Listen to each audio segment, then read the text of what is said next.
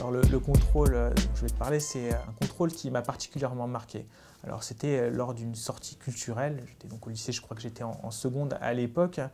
Donc nous, on était plutôt contents, on se disait on va pas aller en cours, ça va être chouette, on va pouvoir s'amuser, on va prendre l'air frais, on va découvrir cette ville finalement qui est relativement séparée des banlieues, donc que je connaissais très peu en fait à l'époque. Et donc je vois ça comme un événement plutôt sympa, festif, et on prend comme ça tranquillement le train de banlieue, le RER, on monte comme ça, on arrive à la station Châtelet-Léal, tranquille, tout se passe bien. On franchit un portique de sécurité avec un ticket, je le précise, tout le monde, un par un, et là on voit quoi? Donc des policiers qui séparent du groupe 3-4 personnes.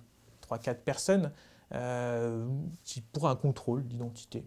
Pour nous, c'était quelque part voilà, c'était quelque chose qui était admis. D'où on venait, c'était pas quelque chose d'extraordinaire. Moi, j'habitais à l'époque à Vigneux, dans un quartier à la Croix-Blanche, et c'est des choses dont on parle, qu'on subit régulièrement. Mais la prof, elle s'énerve, elle s'excite. Et elle dit, mais attendez, mais qu'est-ce que vous êtes en train de faire? Ce sont des gamins, etc.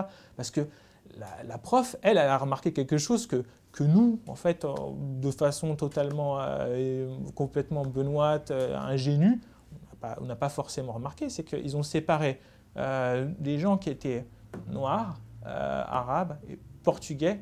Vraiment, j'ai des potes, quoi, et tout le reste de la classe, qui était blanc, voilà, ils sont passés sans aucun problème. C'était vraiment 90% de la classe qu'ils n'ont pas contrôlé, ils ont pris. On était allés 3-4, parce que vraiment à Montgeron, c'est une ville, pour qui connaît l'Essonne, qui est plus bourgeoise. On avait un peu la honte, parce que c'est vrai qu'on était séparés du groupe, quoi. On était pointés du doigt. C'était une situation qui n'était pas confortable, parce que, à la rigueur, dans la cité, on connaît tous ça, on a tous vécu ça.